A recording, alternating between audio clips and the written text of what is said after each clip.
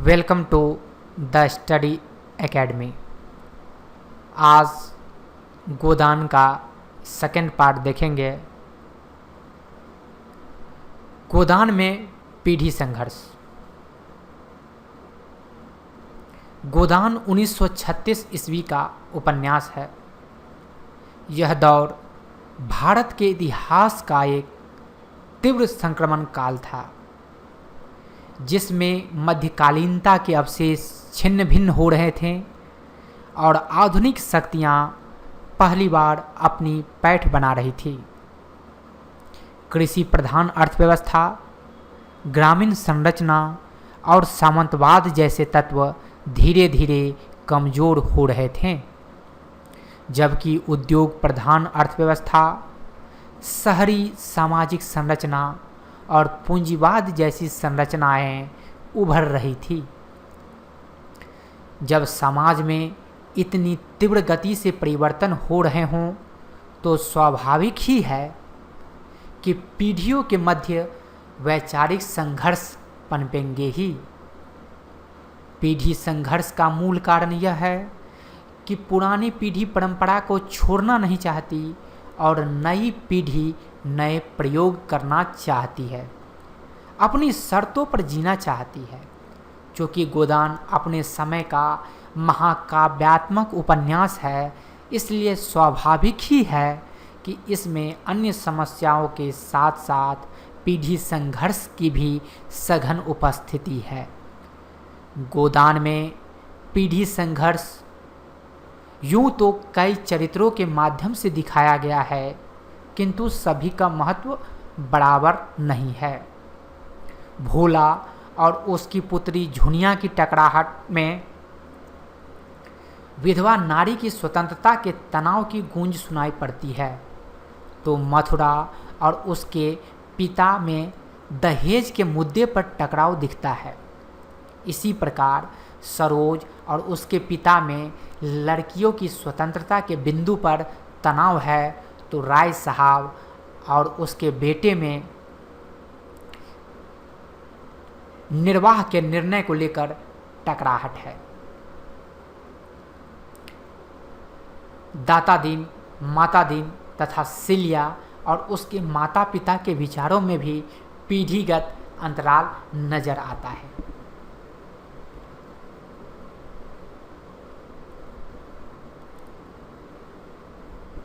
सच कहें तो प्रेमचंद में गौण रूप से इन सभी चरित्रों को पीढ़ी संघर्ष का माध्यम बनाया, किंतु इसकी विस्तृत अभिव्यक्ति होरी और गोबर के माध्यम से दिखाई है।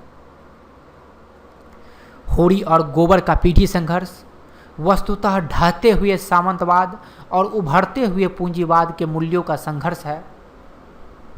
होरी पारंपरिक किसान है, जो धर्म, बिरादरी और मर्याद से डरता है।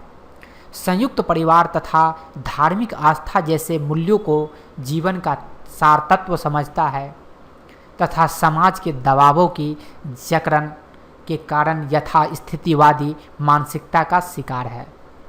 इसके विपरीत गोबर उस पीढ़ी का प्रतीक है जिसने औद्योगिकरण, पूंजीवाद, नगरीकरण तथा लोकतंत्र की उभरती हुई दुनिया में अपनी आंखें खोली है।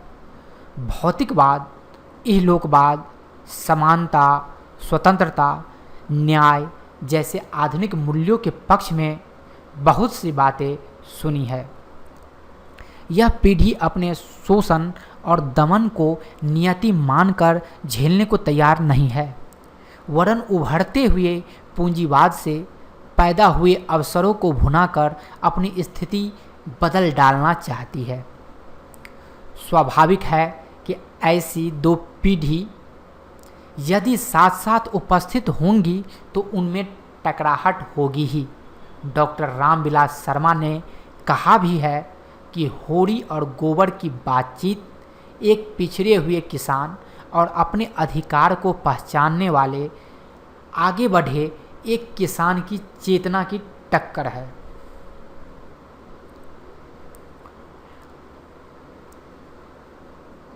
होरी और गोबर की पीढ़ीगत टकराहट निम्नलिखित बिंदुओं पर दिखाई पड़ती है। होरी स्वाभाविक रूप से एक यथा स्थितिवादी चरित्र है, जबकि गोबर विद्रोही मानसिकता का युवक। उदाहरण के लिए होरी, भगवान ने जब गुलाम बना दिया है तो अपना क्या बस है।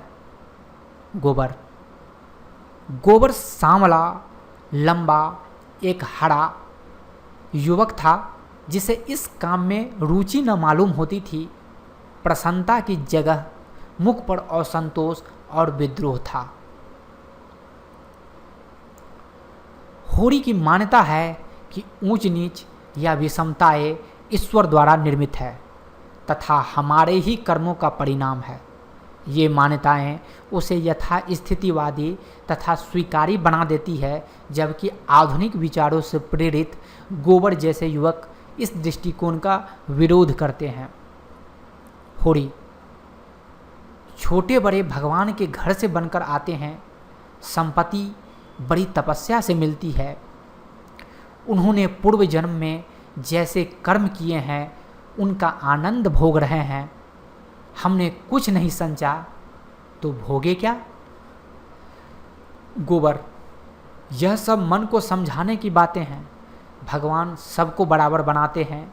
यहाँ जिसके हाथ में लाठी है वह गरीबों को कुचलकर बड़ा आदमी बन जाता है।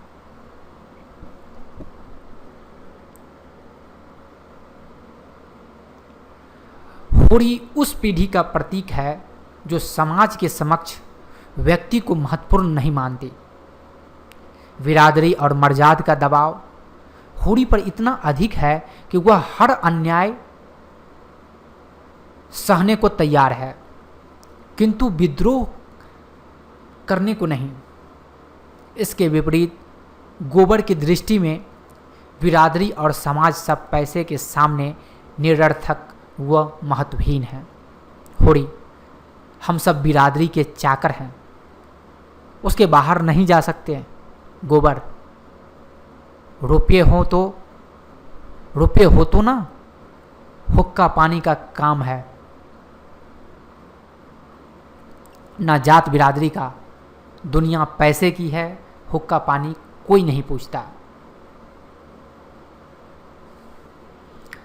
होरी सामंतवादी समाज के अनुरूप संयुक्त परिवार व्यवस्था में अखंड विश्वास रखता है। उसका परिवार अपने भाइयों से बेशक अलग हो, किंतु उसका मन संयुक्त परिवार के ही मूल्यों से निर्मित है। इसके विपरीत गोबर का दृष्टिकोण पूंजीवादी और नगरीय संरचना के कारण एकल परिवार के पक्ष में दिखता है।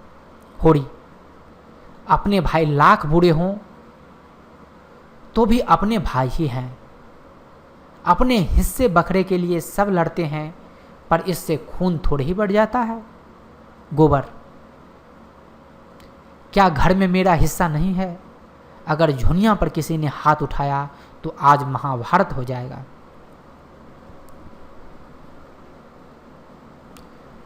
होरी धर्म में अखंड आस्था रखता है और यही धार्मिक आस्थाएं उसके निरंतर शोषण व पिछड़ेपन के लिए जिम्मेदार भी है।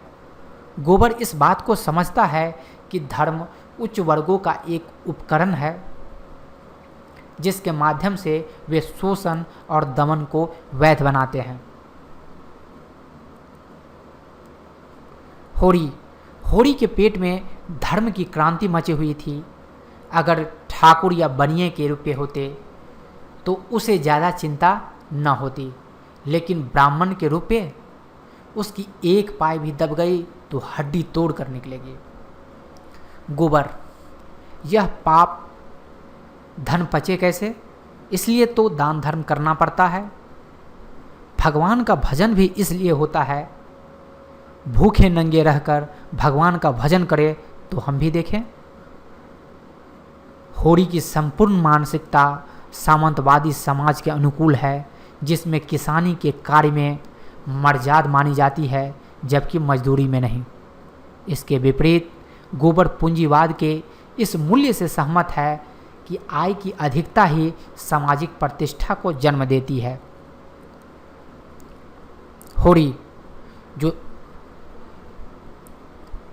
जो 10 रुपये महीने का नौकर भी है, वह भी हमसे अच्छा खाता पहनता है, लेकिन खेतों को छोड़ा तो नहीं जाता। खेती में जो मर्यादा है वह नौकरी में नहीं है। गोबर वह अकेला 125 कमाएगा, यही तो लोग कहेंगे कि मजूरी करता है। कहने दो, मजूरी करना कोई पाप तो नहीं है।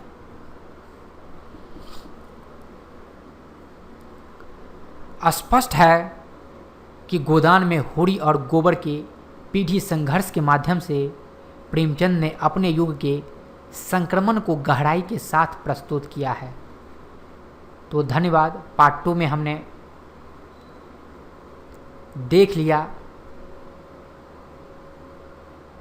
कि किस प्रकार गोदान में पीढ़ी संघर्ष हुआ है, और पार्ट 3 में हम लोग जो है देखेंगे गोदान डूबते हुए सामंतवाद तथा उभरते हुए पूंजीवाद की कथा है, अथवा गोदान अपने युग का प्रतिबिंब है तथा आने वाले युग की प्रसव पीड़ा। तो आज रखते हैं यहीं। धन्यवाद।